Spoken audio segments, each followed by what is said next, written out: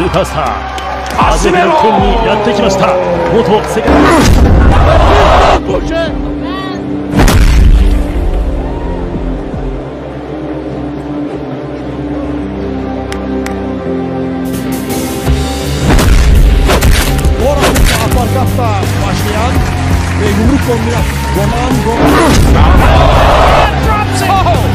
The left hook is down. Another right hand drops him again. Go down. I'm down on the station, and that's it. Foot. That left hook landed right in the chin of O'Quinn.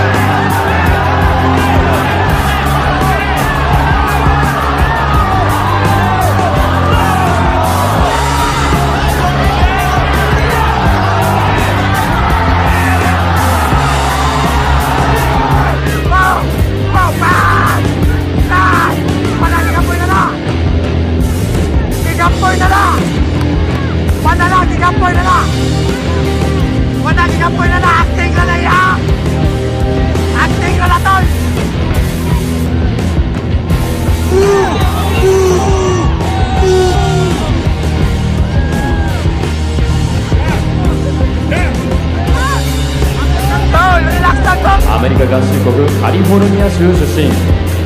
現在のランクは WBO 世界バンタム級第10位サウ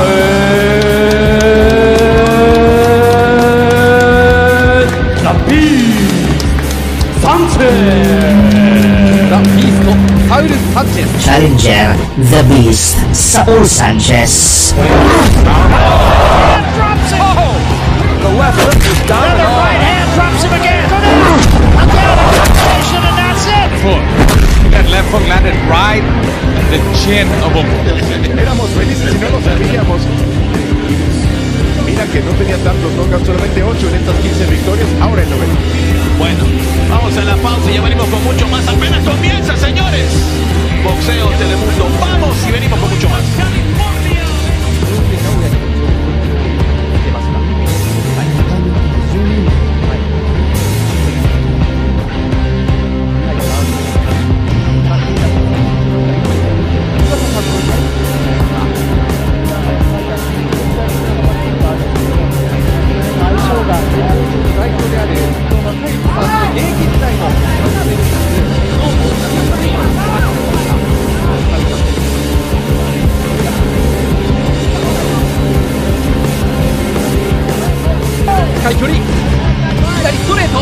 なパンチでデニエガはうまく距離を取りながら戦っているなという印象がありますね。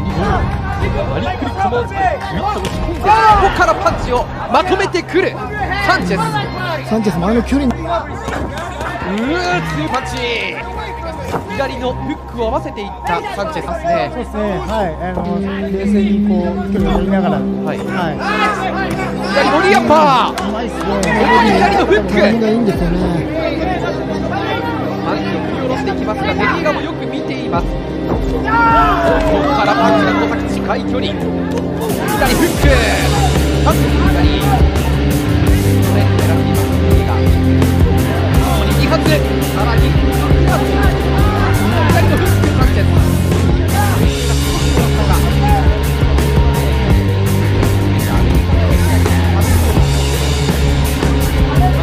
野獣が本当に止まらないです。本当に遺伝子が違うのかなっていうところで、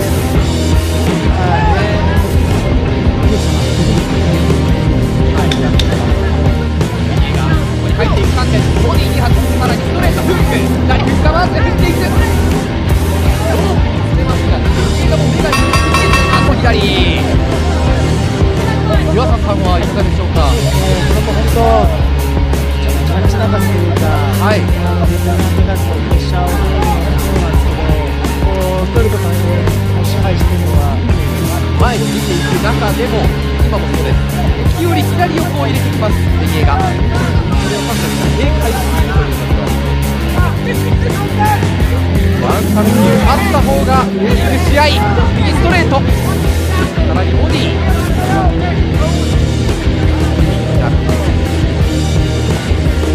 ジャブに対して一気に突っ込んでくるサンチェス、重戦車のように体を預けます。デニエがこういう距離感でもやっぱり左を警戒しているのがサンチェスですね。右のフックを今度合わせていきます、デニエが。サンチェス見えてきたか、ただ今右を入れました。サンチェスまた詰めていく、近い距離、下から上、サンチェスのコンビネーション、サイドラウンド右もらった。サンチェスの右、今度は左返した。デニエが互いに譲りません。山中さん、ダメージどうでしょう。ダメージいいパンチ入ってますね、両者お互いですよね。左アッパー、さらにパンチが交錯、パンチまとめていくのサンチェス。山中さん、この展開というのはなかなか変わらない、変わりにくいわけですか。なかなかそうですね、サンチェスももう少し、もっと深いところではあるんですけど、やはりそういうコンディションを警戒してるんで、なかなか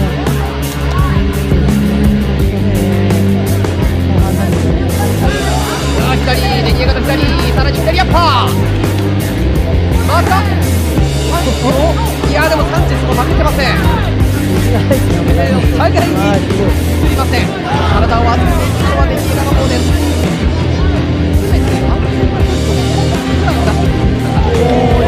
今右入れましたね。距離に入っても一気にはい、ただ巻き込みがありました。こ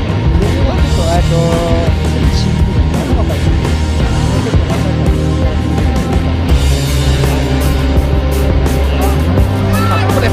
距離集める、近い距離、左のフック入れたサンチェス、デニエガも狙っています。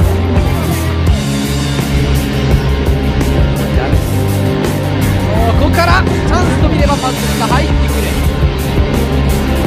左のフックが今だけ入ってますね。第7ラウンドに突入していますが、全く運動量落ちません。はい、しっかりデニエガはカウンター狙い、サンチェスは自分から仕掛けています。これフック、残り15秒、連打もブロッキングしています。デニエガから下から上にパンチをつなげていきます。サンチェス左フックから右のボディアッパー、そして追いかけていきます。残り10秒、左のフック、デニエガの顔面を捉えた。またコーナーに詰めて右、さらに左、最後に山をしっかりとサンチェススが作ってこのラウンドを終了しています。おーっと増えてきたサンチェス、いきなり来ました。山中さん、こういうことですよね。まず左ストレートはドニエが決めていくのはサンチェスです。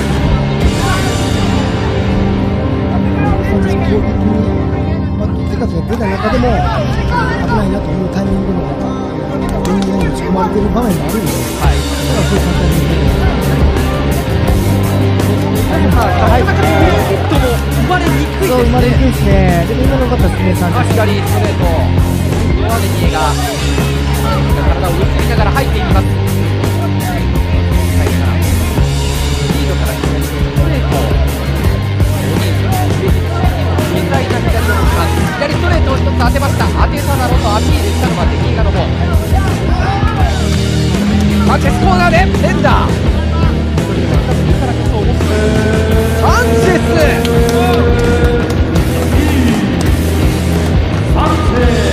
78対74。The left hook is down. Another right hand drops him again. Go down. Up down. A combination, and that's it. Foot. That left hook landed right in the chin of O'Quinn.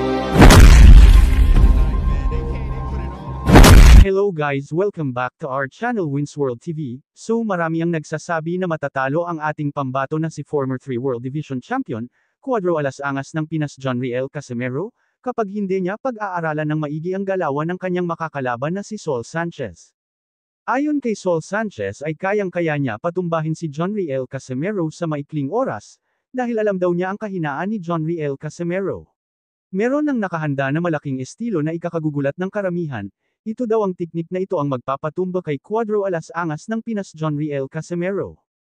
Isa na rito na pinaghahandaan ni Saul Sanchez laban kay John Riel Casimero.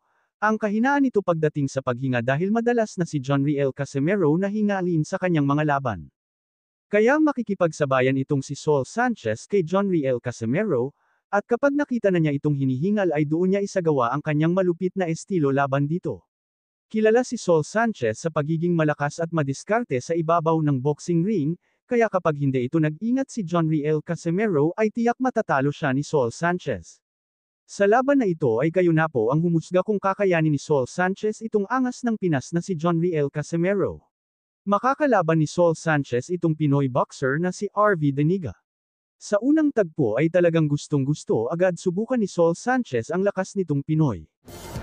高いガード、そこから繰り出す左右のフックが強烈。岩佐さん、どういうところに注目されますか？そうですね、個人的なファイターと右と左っていうのがまたちょっとあるんですけど、その辺の相性がどうなるのかな、ちょっとワクワクしますね。いきなりどちらもパンチありそうですね。やっぱしっかりスイングしてきてますね。はい。トレジャーボクシング、この興行の代表である伊藤正幸さんの現役時代のロサンゼルスのチームメイトも務めたというのがこのサウル・サンチェス。デニエガはうまく距離を取りながら戦っているなという印象がありますよね。デニエガも、サンチェスもう少し詰めながら、またコーナーに詰めていく。左のストレートに左のフックを合わせていったサンチェスです。こうして冷静にこう距離を取りながら、左ボディアッパー、うまいですね。左のフックがいいんですよね。パンチを振り下ろしていきますが、デニエガもよく見ています。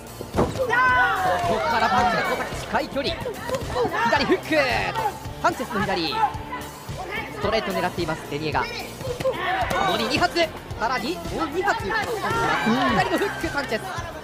デニエガ少しもらったか。ボディジャブ、デニエガそこに入っていくサンチェス、ボディ2発、さらにストレートフック、左振りかわって振っていく。ロープに詰めますが、デニエガも目がよく見えています。少し左のオーバーハンド割れてるところはありますね。デニエガのパンチ、ここも左。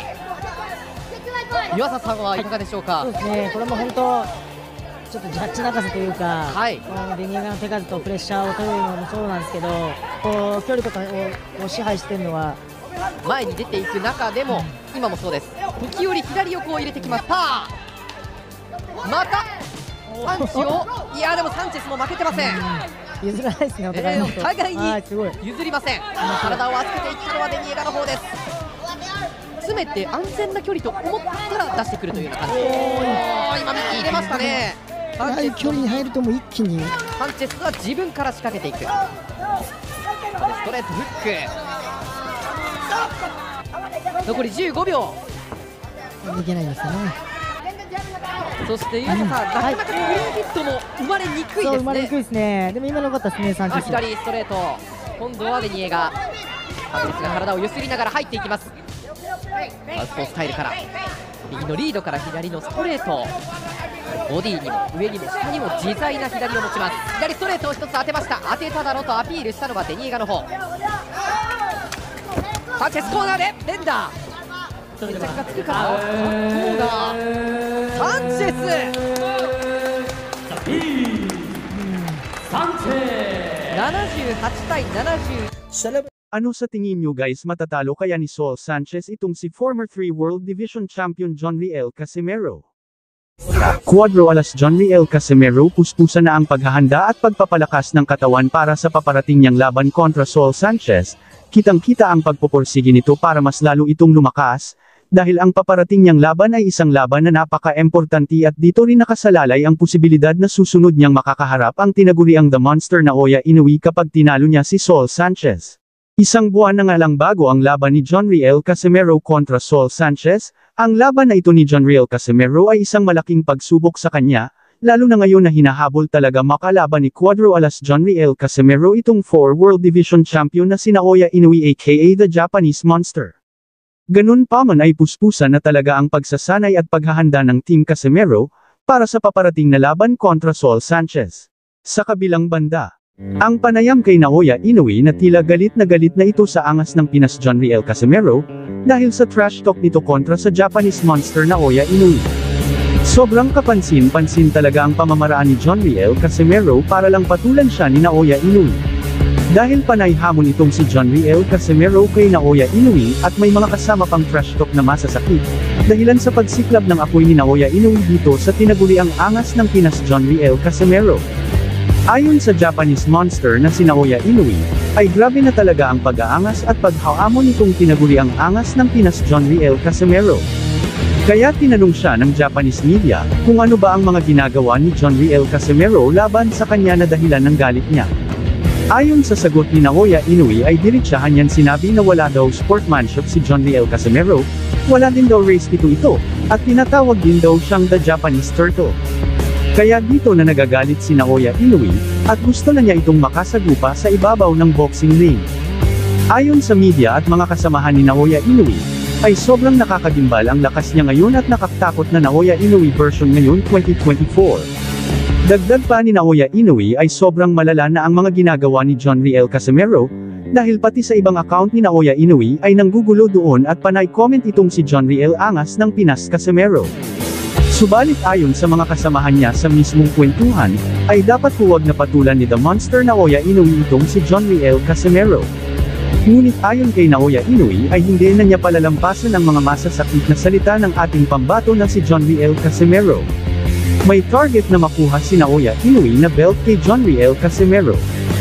Kailangan niya talagang sagupain ang angas ng Pinas Jonriel Casimero. Dahil ayon kay Naoya Inoue ay hindi niya ito papatulan kung walang belt na hawak ito. At dahil merong hawak na championship belt si Jonriel Casimero ay lalabanan nito ni Naoya Inoue para makuha niya ang titulong undisputed bantamweight champion. At sinabi ni Naoya Inoue na hindi daw niya papansinin si Jonriel Casimero kung wala itong hawak na championship belt kahit anong gawin pa daw niyang pagpapapansin dito. Dagdag pa sa ating mga balita.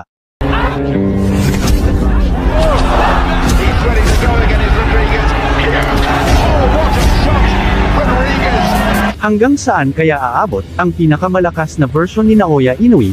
Kakayanin kaya niyang higitan ang pinakamalakas na version ng ating kababayan at tinaguriang pambansang kamao ng Pilipinas na si Manny Pacquiao. Sa kabilang banda, bagamat kilala na pinakamaangas na boksingero ng Pilipinas na walang iba kundi si Jonriel Casimero, kakayanin kaya ni Jonriel Casimero pantayan ang lakas nitong si Naoya Inoue at pabagsakin ang halimaw ng Japan? Alam naman natin na halos 60% na boxing fans ay naniniwala at nagdududa na hindi kakayanin ni Jonriel Casimero itong halimaw ng Japan na si Naoya Inoue. Will para malinawan, or magka-idea kayo kung kakayanin kaya ni Jonriel Casimero itong the Japanese monster superstar na si Naoya Inoue. Bakit hindi muna natin kilalanin ang the Japanese monster superstar na si Naoya Inoue? Para magkaroon tayo ng idea kung sa anong paraan lalabanan ni Quadro Alas superstar na si Jonriel Casimero itong si Naoya Inoue. Si Inoue ay tubong sa Makinagawa, Japan. Sa edad na 5 years old ay kinamulatan na niya ang mundo ng palakasan ng kamao, dahil na din sa gabay ng kanyang ama na dating boksingero. Talagang malakas talaga ang mga dugo at lahi ni Naoya Inoue, dahil training pa lang ay sobrang hirap na. Unang sabak pa lang ni Naoya Inoue sa amateur fight ay kitang-kita na talaga na isang matulis at may angking lakas ng kamao siyang tinatago. Ayon nga mismo dito kay Naoya Inoue, ay noong nasa amateur division pa lang siya ay pagkatapos niyang manalo dito ay pinasuri, nga daw umano ang kanyang boxing gloves na gamit, kung may kakaibang matigas na bagay sa kanyang boxing gloves, dahil nakapagtataka daw na sa likod ng patpatin niyang katawan, ay kung bakit grabe kalakas itong sumuntok. Si Naoya Inoue ay mayroon siyang record na 75 wins 48 knockouts at 6 na talo noong nasa amateur pa lang siya. Sa edad na 19 years old ay nag-umpisa na siyang lumaban bilang isang professional boxer. Nakatapat niya agad dito ay isang Filipino fighter na una niyang naging biktima at unang nakatikim ng kanyang malakas na suntok, ay walang iba kundi si Grayson Umayao. First round pa lang ng laban ay napuruhan agad at napaluhod ng super combo body shot itong kababayan natin na si Grayson Umayao. Umabot pa ng round 4 ang laban bago ito natapos dahil tinamaan ang Pinoy ng super combo uppercut at body shot na dahilan ng pagtigil na ng laban.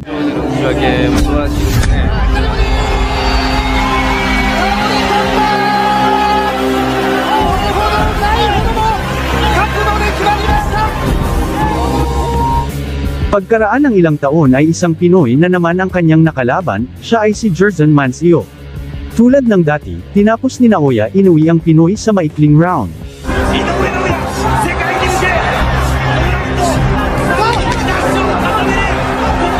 Ayon mismo dito kay Inoue ay gusto niya talagang makakalaban ang malalakas at major world title fight. Hindi nagtagal ay natupad nga ang hiling ni Naoya Inoue na laban sa major title fight.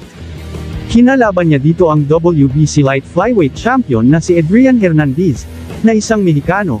Sa laban na ito ay masusubok ang lakas ni Naoya Inoue bilang isang professional boxer, veteranong boksingero kontra sa bagitong boksingero. Sa mismong laban ay nakitaan agad si Naoya Inoue ng agresibo, walang takot at magandang galaw sa ibabaw ng boxing ring. Sa ika-6 na round ay dito na napuruhan ni Naoya Inoue ang veteranong boksingero dahilan sa kanyang pagbagsak at pagkatalo. Dahil dito nakuha ni Naoya Inoue ang kauna-unahang world title champion. あそこからもう一気に構成になりましたかね。そうですね。ちょっともう実力差が出てますよね。あ、そうですか。ただこれチャンピオンエルナンデスもですね、32センチ、29秒という高い勝率を誇っていて、ノックアウト勝ちもそのうちで18とこれ軽量フィニッシュ。Pitong buwan ang lumipas pagkatapos niya makuha ang pinakaunang world champion ay tumalon agad siya sa dalawang division simula lightweight division papunta super flyweight division. Kakalabanin niya dito si Omar Narvaez, isang Argentinian. Sa laban na ito ay target ni Naoya Inoue ang maging 2 world division champion. Si Narvaez ay may record na 40 wins, 24 knockouts, at 1 talo. Habang si Naoya Inoue ay may record na 7 wins walang talo. Sa mismong laban ay ginawa lang ni Naoya Inoue na punching bag, itong veteranong boksingero na si Omar Narvaez dahil 4 na beses pinatumba ni Naoya Inoue. Dahilan sa pagkatalo nito. Dahil sa impresibong panalo na ito ay kinilala si Naoya Inoue bilang pinakamabilis na mandirigma sa kasaysayan na nanalo ng 2 world title sa loob lamang ng 8 professional fight.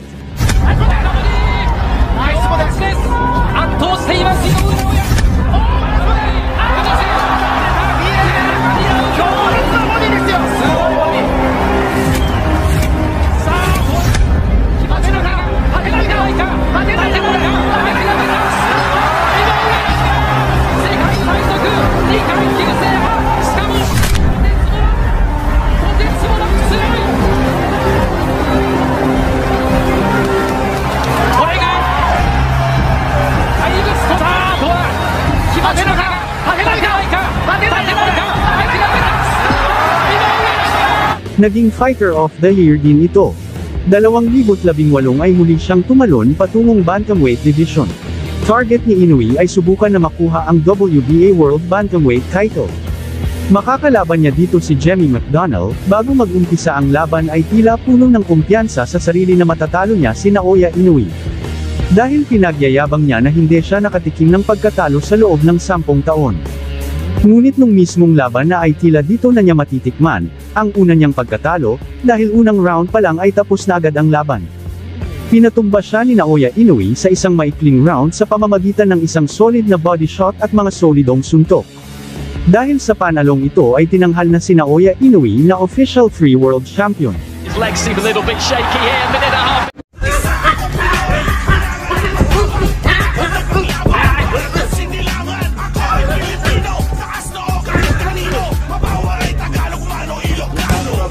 Cuadro alas Jonriel Casimero puspusan na ang paghahanda at pagpapalakas ng katawan para sa paparating niyang laban kontra Saul Sanchez. Kitang-kita ang pagpupursige nito para mas lalo itong lumakas, dahil ang paparating niyang laban ay isang laban na napaka-importante at dito rin nakasalalay ang posibilidad na susunod niyang makakaharap ang tinaguriang The Monster Naoya Inoue kapag tinalo niya si Saul Sanchez.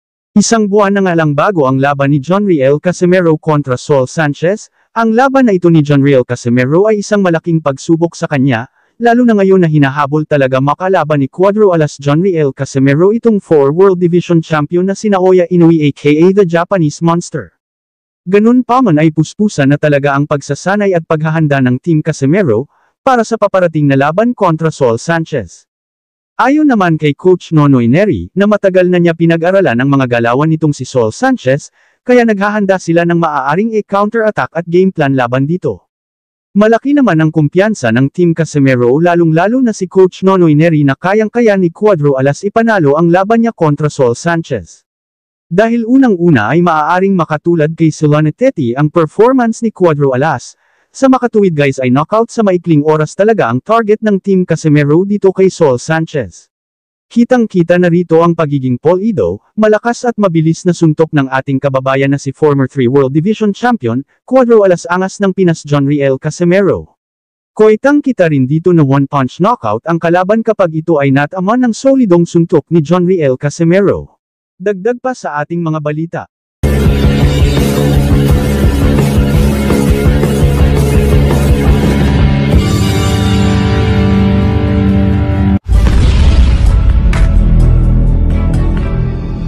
Ang dalawang malalakas na mandirigma ay nalalapit ng magtagpo sa ibabaw ng boxing ring, isang panabik na laban at pinakaaabang ang laban sa buong mundo. Naoya Inoue aka The Monster vs Jonriel Casimero aka Angas ng Pinas Cuadro alas. Si Naoya Inoue ay lumakas ng ganyan dahil ang tatay niya mismo ang nag-training sa kanya. Dahil sa paggabay ng kanyang tatay, si Naoya Inoue ay naging halimaw sa ibabaw ng boxing ring. Isang napakadelikadong boksingero. For only the 3rd time in his career. His head and he's not going to make it.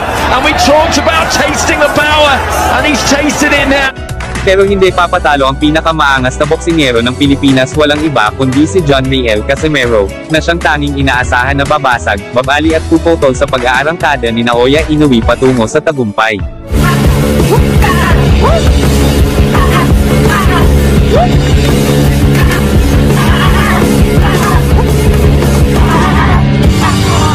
Ang kamao ni Jonriel Casimero aka Cuadro alas, Angas ng Pinas ay isang malakas, mabilis, matatalim ang mga suntok kaliwat kanan.